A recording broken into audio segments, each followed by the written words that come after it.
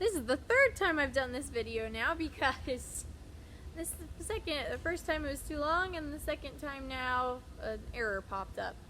So this is the third time I'm taking this video. Okay, in this portion we're going to talk about stretch and conditioning and like kind of starting your class and finishing it. Okay, so a lot of us are really good that when our kids are walking in, you know, we kind of say hi and that may be harder now that we're going to put all our stuff in the staff room, because I'm sure you guys are going to want to more relax in there. We'll talk about that later. I doubt it, but you might. Either way, when your kids are coming in, you're saying hi to them and asking how their day was. Please just add, hey, go wash your hands now. Even if they're like 20 minutes early to class, have them go do that now. Or 1 minute early to class, go have them do that now. Because then they can, then you don't have a line to where you're like starting your class and you're like, everyone go wash your hands, and then that's 9 kids at the bathroom. That's going to take forever. Don't do it. So try to get them to do it as they're coming in. For kids that are walking in right as class is starting or even late to class, obviously use your best judgment. If there's not a line at the bathroom, the door's wide open, yeah, go send that kid to wash their hands. If there's a line or the door is closed, just use your best judgment. I do have hand sanitizer at the front. I have roughly about 4 bottles right now. I was able to get a hold of some. Thank you, my mother-in-law. But anyway, I was able to get a hold of 4 of some. That will honestly last us a month if we're really frugal with it and we make the kids still wash their hands the majority. So by no means, as your kids walk in, say, oh yeah, just use a plump of Germ-X. You don't have to wash your hands. Encourage them to wash their hands. We need to save on Germ-X until we can get it in bigger bulk. I have been pricing out getting those hand sanitizer dispensers put onto the wall so that we have one on each wall of the gym.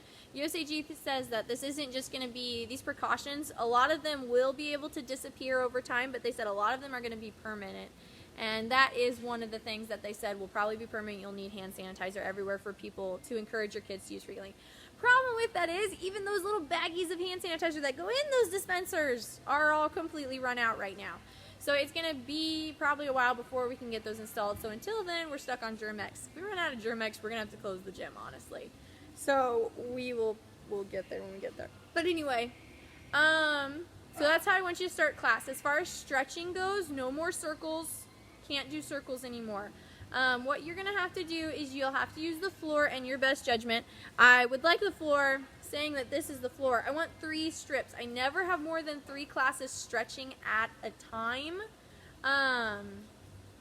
So that shouldn't be a problem. When we get to fall, obviously we'll have to figure that out because sometimes there were more than 3 classes stretching.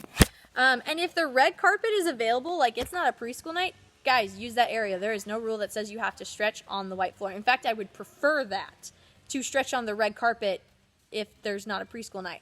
You know, it's Monday evenings and Thursday mornings that are preschool nights. So every team morning except for Thursday, you can use I want you to use the red carpet, obviously except for advanced team because there's like 30 of them, so they won't all fit. But use the red carpet. On Wednesday night rec classes, use the red carpet. If you are using the white floor for your stretching, the old tape lines are good indicators. They're roughly 6 feet apart. Obviously, we're not going to be perfect for the 6 feet. By no means do I want you to run into the staff room, grab a tape measure, and start measuring 6 feet to stretch your kids. Do not do that. We're going to try to do the 6-foot ratio as best as we can, but it's gymnastics. We spot. We coach. We are going to compromise that rule. The goal is just to do it as little as possible. So that's how stretching needs to go. Honestly, for the foreseeable future, I really wouldn't worry about fixing bodies. I'll talk more about spotting, or I'll just do it now, actually. So USAG had a big opinion on this. There are some gyms in the United States that are no spot gyms, but they have the correct equipment. They have worked years on knowing the right things to do. And USAG, by no means, they said, we're not encouraging all gyms to switch to this tactic. For gyms that are fantastic, you guys will be fine. For gyms that aren't, they're encouraging us to do a number of things. One is a waiver that parents sign before participating, that they acknowledge that their child will be spotted at times. We do have that waiver in place, so you don't need to worry about feeling like it's a wrong thing or that people will get mad at you for it. They signed the waiver before that kid could come in the gym, so you don't have to worry about that. But as far as stretch goes, but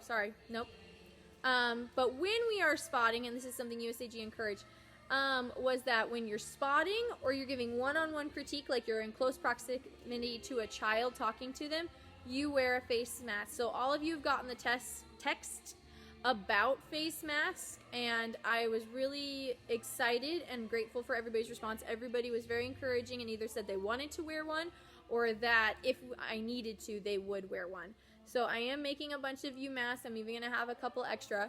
But so we're going to implement, at least for the summer, we'll see what fall brings, guys, to wear masks when we are spotting or giving one-on-one critiques, okay? You are more than welcome to like take off the top half of your mask so it just hangs there when you are standing back and just yelling at the kids and they're not near you. You don't have to wear it 100%. I know some of you might find it annoying or a hassle, but it really shows the parents in the community that we're taking the kids' safety to the next level. So I really appreciate everyone being willing to do that. Either way, so what made me think of that is when you're stretching, like, yeah, you might need to fix some splits, but just remember to keep that mask on. So if you don't have to, you know, just talk them through it.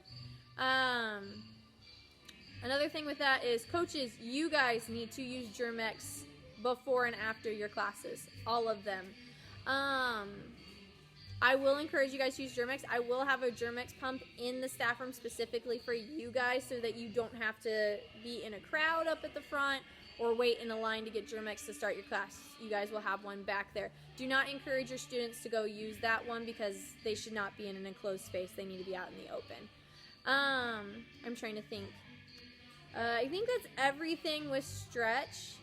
A big thing though, transitioning from event to event, we can't do really lines anymore, which I'm not even sure how to do it. USAG in their webinar was like, I don't know how you're going to move your kids from event to event in an organized manner because you can't do lines. Their only suggestion, this is a little silly, but they said have your kids walk in a line. I know you can't see my arms, but with their arms like this, and if they can touch a person's finger, they need to stop. I know they're still going to touch each other's fingers, but that's the most we can do. So, I mean, you're more than welcome. You can have them all stand up and say, Susie, go to bars, pick a bar. Joe, go to bars, pick a different bar. And you can send them one at a time, and then that lets them do it. But with preschoolers, obviously that's not going to work. We're looking into getting a rope with handles for them, which still compromises the 6-foot ratio, but it spreads them out a little bit more than them all standing with their hands on each other's shoulders as they walk forward.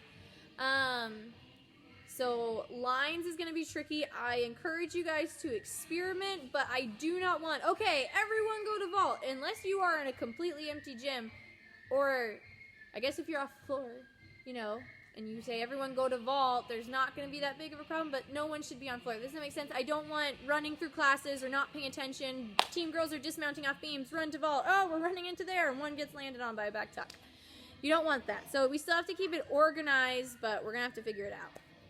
The sending one at a time is what I thought their best suggestion was for it. Okay, so that's transitioning between events.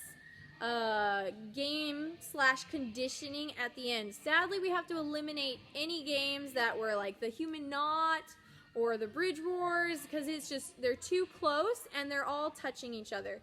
So we're going to have to get creative with games. I encourage everyone to think of some new ideas before you come.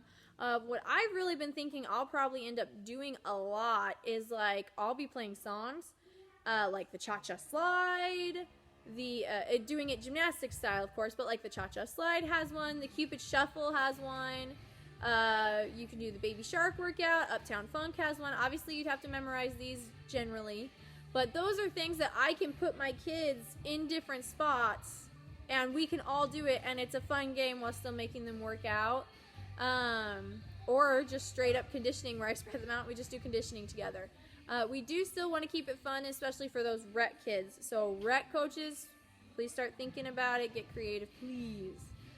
If you're floundering, steal someone else's ideas or just do conditioning for the first little bit until you can think of something. Just get creative. There's plenty of stuff online right now. So many resources, so look into it.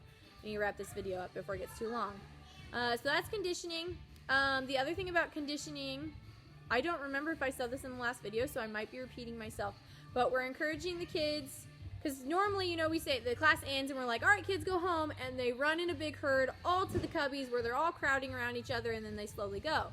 So that obviously can't happen now. So we're going to encourage the kids to keep their stuff with their parents. So now that their parents are spread out, as we tell the kids, okay, go to your parents, they are spread out as they're going to their parents, because obviously a parent and child are going to compromise the 6-foot rule, and that's fine. But then they can go to their parent and get ready, and then they can all leave.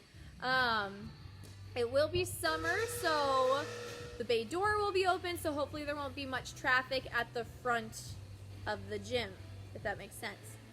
Let's see. For kids that are showing up, this is kind of backtracking, but I forgot to mention it earlier. But anyway, that should be it within your class. And make sure after your class, you go hand sanitize before your next one.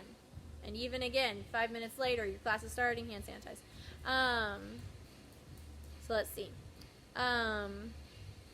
The 5 minutes in between classes now. So if we are still under this much scrutiny for fall, the gaps are probably going to get bigger in between the classes so that you have more time.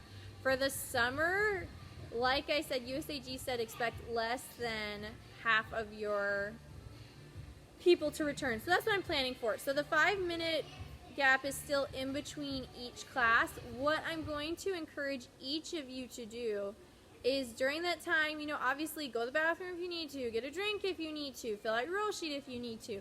But I've noticed that a lot of us had a couple minutes where we just kind of stood around and we talked at the front desk. Well, one, we're not going to be congregating at the front desk anymore.